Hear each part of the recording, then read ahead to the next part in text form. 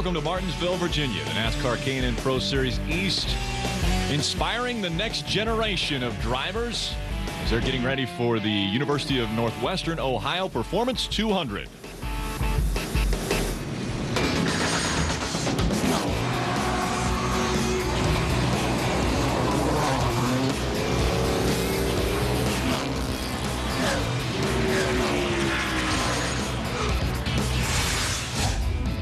The NASCAR K&N Pro Series East meets Martinsville Speedway, the historic racetrack, the paperclip half-mile here in Martinsville. I'm Rick Allen alongside Phil Parsons. An extremely warm day. It's 90 degrees with scattered clouds above head. Let's hear from Derek Perniciglio. He is with our pole sitter. Ryan Gifford on the pole today in Martinsville. Your first ever pole, first ever stop here at the track. How special of a moment is this for you? This is awesome, you know, to come to a track with this much history and so many great drivers have won here, and to be sitting on the pole, it's awesome. I'm just ready to get out front, lead all these laps, and get a win. A lot of the guys who have a dirt background say that they're real comfortable at this place because getting up off the corners, they get that wheel spin. Do you feel like you have a really good car where you can do that at this racetrack? Oh yeah, you know, our car's been real good in race trim all day, and I didn't think we were going to qualify that good actually, and we ended up having a real good lap. Well, guys, Ryan Gifford is going to bring this entire field to green this afternoon. And you saw his age, 21 years old. He's one of the elders in this group at 21. We've got a lot of young kids out here, Phil. Yeah, what a great racetrack here, though. You can see it. It's so small, it's like a paper clip. The corners are concrete and the straightaway's asphalt. Bottom of the racetrack is absolutely where you want to be. 200 laps, just over 100 miles. The purse over $66,000. We take a look at our point standings through 3 events. Max Gresham up top, 13 points ahead of Ryan Truex, the defending champion. Yeah, what a battle we have. 83 points separate first to 10th. Take a look at our starting grid. Again, Ryan Gifford grabbing the pole. Brent Moffitt on the outside of row number 1 in that 20. There's another Revolution Racing driver, Sergio Pena, back in row number 2, and yet another one in row 3 with Darrell Wallace Jr. But Darrell Wallace Jr. has to go to the back. They made some unapproved adjustments. They had to work on a brake duct that was rubbing the right front tire, so they will start this race from the back of the pack, as well as Ryan Truex, who missed driver introduction. Which is something you don't normally see. Max Gresham all the way back in row number 8. Now, this is a tricky racetrack, Bill. We heard Derek mention with Ryan how getting off of the turns, you're going to have a little bit of wheel spin.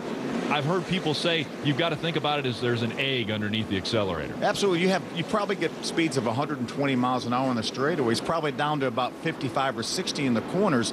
So you have all that torque, all that power trying to spin the tires up off the corners. Very critical to try to get that car hooked up.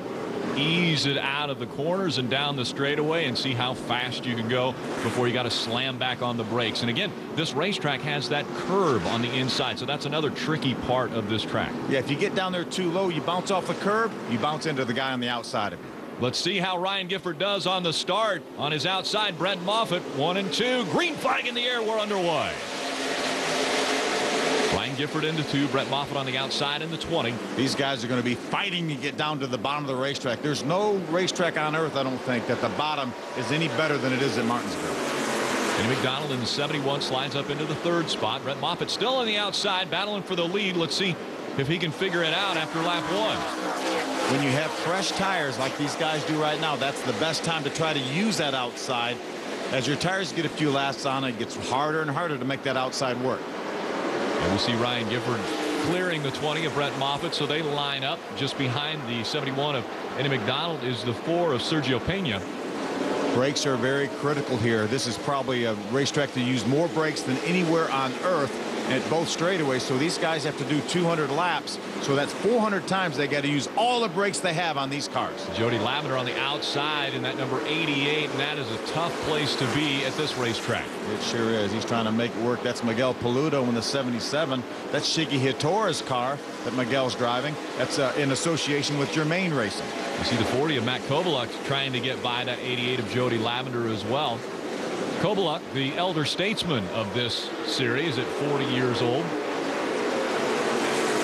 See, Matt started back in the 10th position. Started on the outsides. Already lost 2 or 3 positions. I mentioned the clouds. They're scattered right now the sun beating down on this racetrack, and you see when they go through the turns, there's a really dark line right on their right side tires where a lot of rubber's been put down on this track. Yeah, they really have. The modified cars are also here this weekend, so a lot of rubber's been put down. There's been a lot of practice, a lot of, obviously qualifying, so a lot of rubber down on the racetrack, but it's been hot, and that racetrack gets slick when it's hot.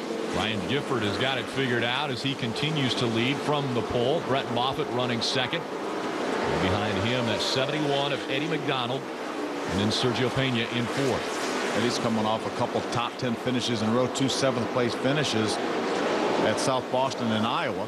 Andrew Smith now on the outside in that 37. Ty Dillon in the number 3 on the inside. What a career run he had at Iowa just a couple weeks ago. Finished in the 2nd position by about, what, a foot or 2? Yeah, an amazing race. And again, that's one of those situations where he gets credited for 2nd place in that, but it was a combination event, East versus West, and so there was a lot of great cars there and a great performance. Yeah, David Mayhew actually finished 5th. He was a top finishing K&N Pro Series West driver, and he got credit for a victory. That's his 4th win. I mean, his 3rd win, all at Iowa. Yeah, pretty impressive for Mayhew. And right now, pretty impressive running for a lot of these cars. As we see Jody Lavender just in front of that 37 of Andrew Smith. That's Steve Park, the 08. He's making his first start of the year. That's a teammate actually to that 37 car. So good to see Steve back in the series. Those details. See a lot of black cars on this racetrack. Jake Crum makes an infrequent start here and has a great run going early. Oh, a little contact from teammates. A little bump. Hey, by the way, I might be faster. Steve Park letting him know just in front of him, I've got a pretty good car here. Yeah, Andrew Smith says, hey, don't forget, that's my car you're driving back there. See a lot of yellow stripes on the back as well. Steve Park, Jake Crum fighting for that 12th position. Now Jake Crum puts the nose under, gives Steve Park a little bump. Looks like he's going to move him out of the way.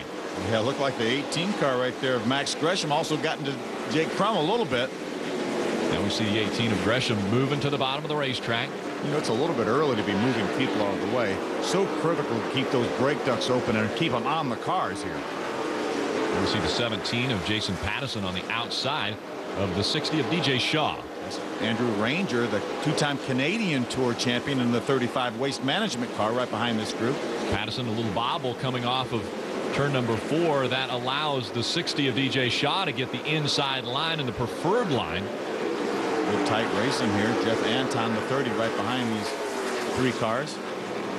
Andrew Ranger doesn't want to give any inkling of an idea to Jason Pattison that there's any room behind that 60. He is right on the back bumper of DJ Shaw.